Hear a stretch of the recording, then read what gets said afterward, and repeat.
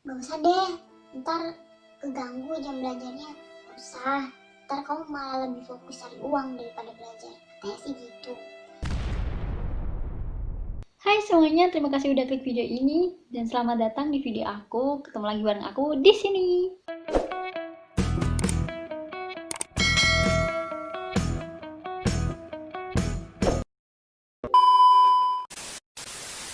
Aku yakin beberapa dari kalian pasti suka banget belanja, masuk-masukin barang ke troli belanjaan, tapi sampai sekarang masih belum di check out. Untuk masalah ini, aku punya saran buat kalian. Gimana kalau kalian cobain bisnis kecil-kecilan online shop gitu deh? Tapi kak, aku gak punya modal, aku masih sekolah juga. Sekarang covid kak, aku gak dapet uang jajan. Gimana dong? Tahu nggak sih kalian, kalau sebenarnya beberapa bisnis itu nggak perlu modal. Ada hal-hal yang jauh lebih penting untuk kalian persiapkan dan kalian miliki sebelum kalian mulai bisnis online. Jadi di video kali ini aku bakalan sharing tips and trick gimana sih caranya memulai bisnis online yang aku bikin berdasarkan pengalaman aku sendiri. Aku bakalan cerita singkat aja. Ya kalau lama ya udah lah ya, anggap aja singkat gitu lah. Jadi aku tuh udah pernah punya online shop sejak aku kelas 10 SMA atau kelas 1 SMA. Sekitar tahun 2014-an, 2015 gitulah kira-kira. Yang pastinya aku nggak punya dasar berbisnis sama sekali. Aku nggak ada pengetahuan tentang bisnis sama sekali. Jadi aku nggak tahu bisnis itu kayak gimana, jualan itu kayak apa. Dan sebelum aku mulai bisnis online, waktu itu aku izin ke orang tua aku, tanya gitu, aku boleh nggak sih jualan ini, aku kasih tahu secara detail. Dan udah bisa ditebak lah ya, jawabannya tuh nggak boleh. Alasannya tuh, Gak usah deh, ntar keganggu jam belajarnya. Gak usah, ntar kamu malah lebih fokus cari uang daripada belajar. Katanya sih gitu. tapi karena aku anaknya nekat, aku tetep buat Instagram all shop. Terus aku juga edit foto gitu buat foto profil all shop aku. Sebenarnya sih biasa aja ya. Jadi dulu tuh aku cuma ngedit foto profil, editan nama gitu, ACN Shop. Jadi dulu tuh nama nama all shop aku tuh ACN Shop gitu kan. Simple doang, cuma ngedit ACN Shop doang, tapi belagunya ya Allah nggak ketulungan. Bahkan aku nulis kontak line aku. Jadi dulu tuh masih belum ada Shopee, Tokopedia kayak gitu tuh belum ada kan. Nah, jadi kontaknya itu pakai line. Pakai line gitu kan, udah bikin line, udah dipasang tuh di bio tuh. Widih, gila, gaya banget lah pokoknya. Habis itu yang aku inget tuh dulu aku cuman punya HP pakai data pastilah ya. Kalian lah pasti kalian pasti punya lah ya, pakai data. Terus sama akun Instagram yang aku bikin tadi tuh. Yang bikin aku belagu tadi loh. Jadi cuman 3 hal itu. Jadi bener-bener aku nggak punya uang, aku nggak ada modal. Sebenarnya sih kalau aku pinter nabung tuh bisa ya, aku ada modal. Cuman aku anaknya tuh nggak suka nabung. Lihat abang-abang kilo aja aku tergoda gitu. Bukan tergoda sama abangnya, tergoda sama kilonya aku tuh. Jadi susah banget buat nabung. Nah, sedangkan aku dulu tuh dikasih uang jajannya tuh harian gitu. Jadi aku setiap kali mau sekolah aku biasanya dikasih uang sangu, uang jajan gitu 15 sampai 20 ribu gitu setiap harinya. Nggak tahu sih menurut kalian tuh dikit apa banyak, tapi menurut aku waktu itu di tahun 2014 tuh udah banyak banget. Udah cukup lah buat makan ini itu gitu kan. Jadi aku bener-bener nggak ada modal gitu lah. Modal gak ada, pengetahuan gak ada.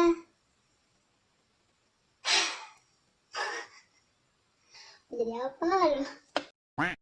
Tapi dengan kemampuan dan jiwa intelnya wanita ya, yang suka stalking kesana kemari, aku cari-cari info gimana sih caranya bisa jualan tanpa modal kayak gitu. Jadi waktu dulu tuh aku googling gitu, aku cari-cari research gitu, ide gaya banget research. Dan akhirnya aku dapat beberapa tips dan trik yang bener-bener aku terapin dari dulu sampai sekarang bahkan. Dan hasilnya tuh berhasil sih menurut aku, bener-bener berhasil. Makanya sekarang ini aku bakalan share ke kalian apa aja sih tips and triknya. Jadi gak usah lama-lama, langsung aja cus. Ya, jadi seperti yang aku bilang di awal, bisnis tuh nggak melulu harus pakai modal. Yang perlu kalian ingat juga, bisnis itu nggak selalunya dapat duit.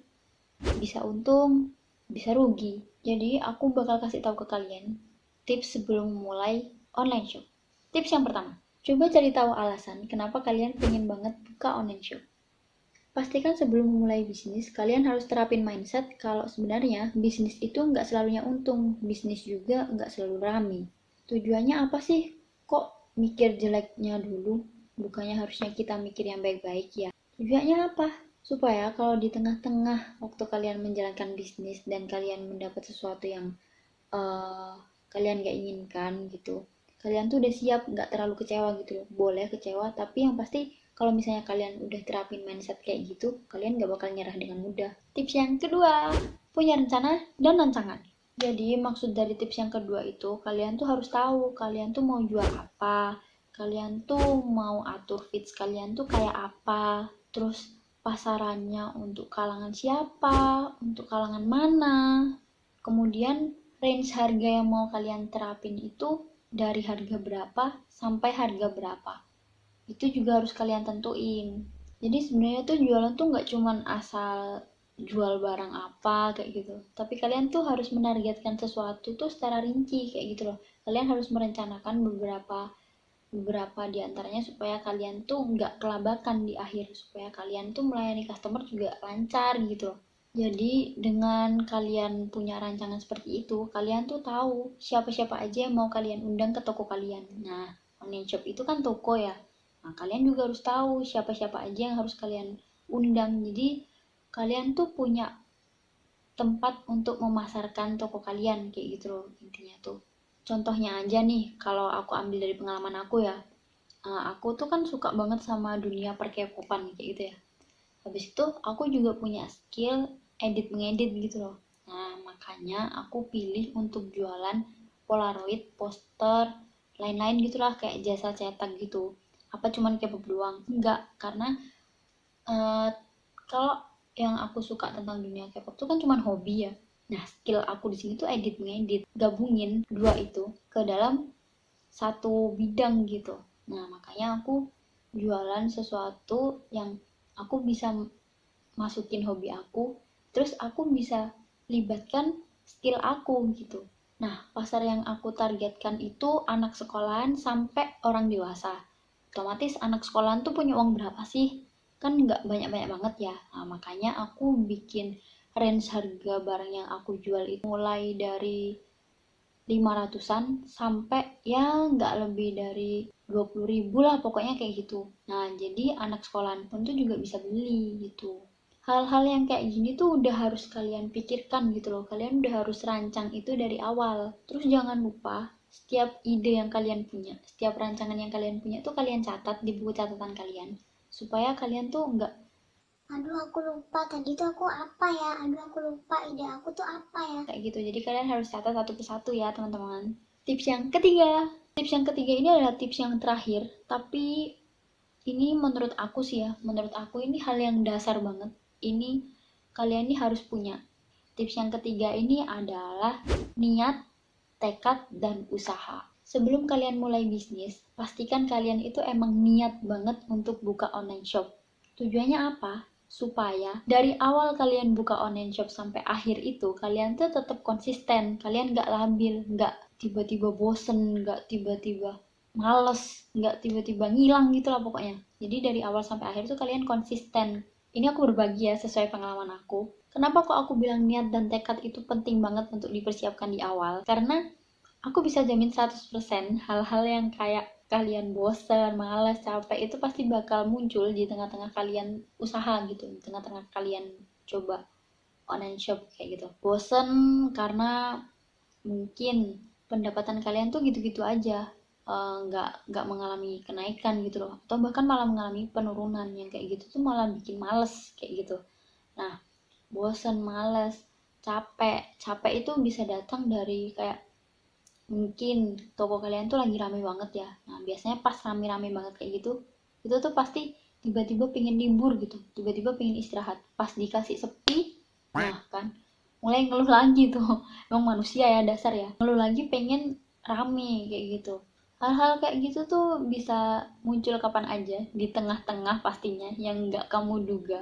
Makanya aku bilang niat dan tekad itu penting banget kalian persiapkan di awal, karena hal-hal yang kayak gini nih bisa bikin kalian tiba-tiba pengen berhenti jualan. Oleh karena itu aku bilang, aku ingatkan lagi, niat dan tekad itu harus kalian persiapkan dari awal, bukan di tengah-tengah, bukan, tapi dari awal. Jadi kalau kalian udah punya niat dan tekad yang bulat banget, sekalipun kalian tuh anggapannya kayak jatuh gitu ya, kalian tuh nggak bakal gampang nyerah gitu loh. Kalian bisa ingat niat kalian di awal itu apa, tekad kalian di awal itu apa, kayak gitu. Itu bisa ngebantu banget sih menurut aku. Terus poin yang terakhir, yang nggak bisa banget dilupain, itu adalah usaha.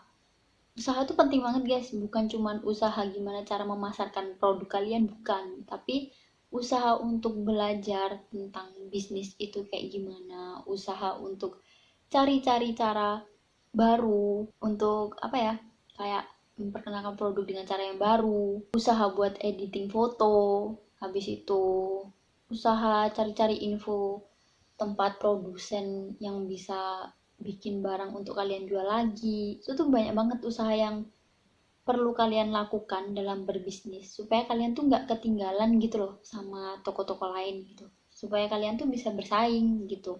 Menurut aku usaha sekecil apapun tuh pasti bakal terlihat hasilnya sih, menurut aku ya, menurut pengalaman aku juga.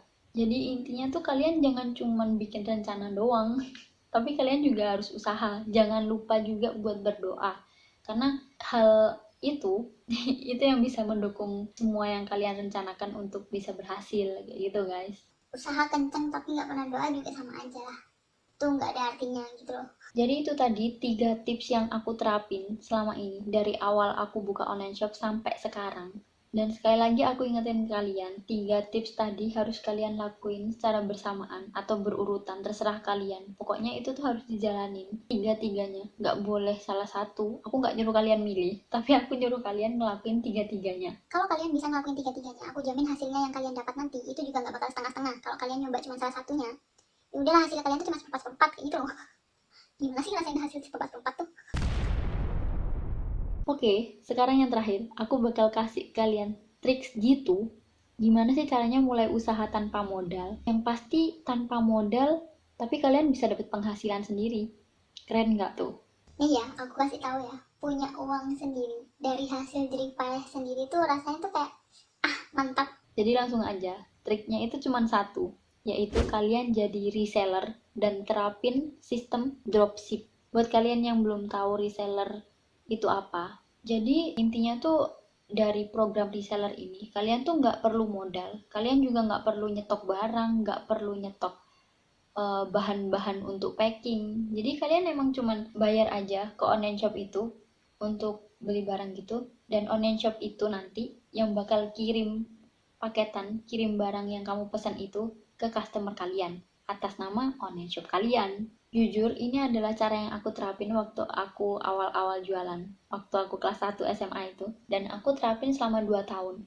Jualan jam tangan sama baju gitu. Terus di tahun ketiga aku jualan, aku mulai coba untuk nyetok barang sendiri. Tapi nyetok barang sendiri itu hitungannya aku juga nggak terlalu nyiapin modal banyak. Aku cuman nyiapin modal di bawah 50.000 kok untuk beli bahan-bahan packing gitu. Nah terus gimana sih caranya aku nyetok barang yang aku jual ini? Jadi pertamanya kan ada customer beli nih. Nah customer beli kan otomatis aku terima uangnya kan. Nah uang ini kemudian aku beli barang dari orang itu, dari yang di gudang itu aku beli barang itu, baru aku packing dan aku kirim kayak gitu. Sebenarnya sistemnya sama sih kayak reseller, cuman aku packing sendiri kayak gitu loh. Jadi intinya sama dengan yang reseller, tapi aku lebih milih untuk packing sendiri kayak gitu. Pastikan sebelum kalian ngambil gambar-gambar katalog dari online shop yang mau kalian jadikan produsen itu tadi, itu tuh kalian harus izin ya, dan bilang kalau kalian tuh mau jadi reseller kayak gitu loh. Jangan asal comot gambar langsung ambil gambar, karena itu masuknya pencurian ya.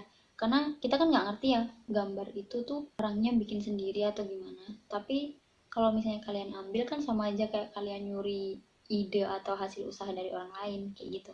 Yang perlu kalian ingat, sebelum kalian daftar jadi reseller, pastikan kalian menanyakan beberapa hal tentang syarat dan ketentuan untuk jadi reseller. Kemudian, jangan lupa untuk cek apakah toko itu terpercaya atau enggak. Cara ceknya itu dari Testi, terus dia punya tempat jualan lain apa enggak, kayak e-commerce gitu.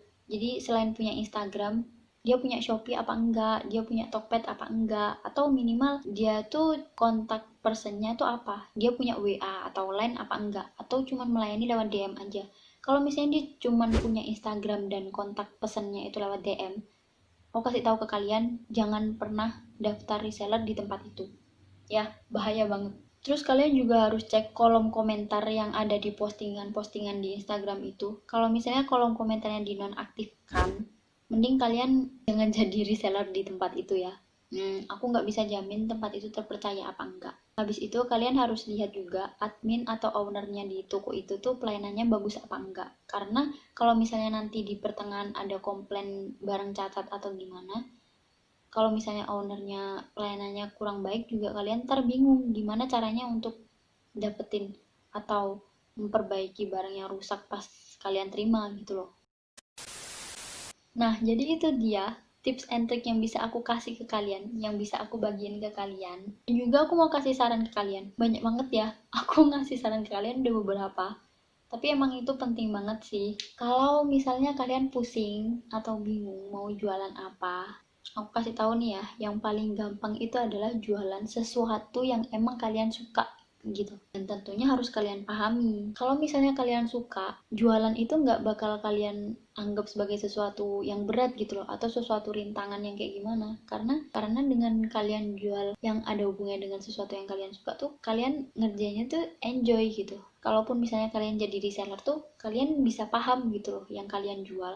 Nah, kalau misalnya customer tanya ke kalian, ini barang apa, ini untungnya apa, ini bagusnya apa. Nah, kalian itu bisa jelasin gitu ke customer kalian. Kayak yang aku bilang tadi, aku kan suka banget nih sama K-pop. Terus yang pesen di aku kan kebanyakan rata-rata nyetaknya juga foto-foto K-pop kan. Nah, kalau mereka bilang, Kak, aku mau cetak fotonya misalnya tuh siapa ya? Haechan NCT gitu ya. Nah, karena aku suka K-pop, jadi gampang aja buat aku untuk tahu Haechan itu siapa, NCT itu siapa. Jadi aku langsung cari aja gambarnya. Nah, itu keuntungannya. Terus kalau misalnya pas aku capek, misalnya nih lagi banyak banget nih orderan. Tapi karena aku suka K-pop, pas aku ngeliat foto-foto idol gitu, itu tuh rasanya kayak eh, ngademin hati gitu ya. Ya ganteng sih emang. Ya jelas ngademin hati lah ya. Dan karena aku punya skill edit mengedit itu tadi, itu juga yang bisa bantu aku untuk mempercepat mempersingkat waktu gitu, waktu ngerjain gitu. Hitung-hitung aku juga belajar ngedit-ngedit gitu. Oh iya, yang terakhir, jangan lupa belajar cara melayani customer. Oke. Melayani customer tuh nggak cuman kalian bales chatting Y, G, ya. Sekalipun kalian PMS, customer tuh adalah raja. Jadi kalau misalnya customer ini datang cuma buat tanya doang ya, kalian tuh untung tahu customer tuh bisa mampir ke toko kalian. Jadi sekalipun mereka cuma tanya-tanya doang, sekalipun mereka cuma tanya terus nggak bilang terima kasih, atau mungkin mereka nggak beli tapi malah process kayak gini gitu, itu tuh nggak masalah, kalian tetap harus ladenin dengan baik gitu loh. Karena gimana pun kalau misalnya treatment dari kalian atau pelayanan dari kalian itu bagus, itu tuh bisa jadi bikin customer malah langsung beli ke kalian, yang awalnya emang ragu-ragu buat beli tapi langsung beli karena pelayanan kalian bagus. Nah, makanya aku bilang kalian harus belajar juga cara melayani customer dengan baik dan benar kayak gitu. Oke, jadi itu aja yang bisa aku bagikan ke kalian kali ini. Terima kasih karena udah nonton video ini sampai habis. Semoga video ini bisa bermanfaat buat kalian. Maaf kalau ada salah-salah kata di tengah-tengah aku bikin video tadi. Buat yang belum subscribe, yuk langsung subscribe sekarang juga, aku tunggu. 1, 2, 3, 4, 5. Jangan lupa aktifin notifikasinya supaya kalian gak ketinggalan video-video terbaru dari aku. Dan buat kalian yang suka video aku, langsung like sekarang juga. Udah gitu aja, capek aku. Sampai ketemu di video selanjutnya. Bye!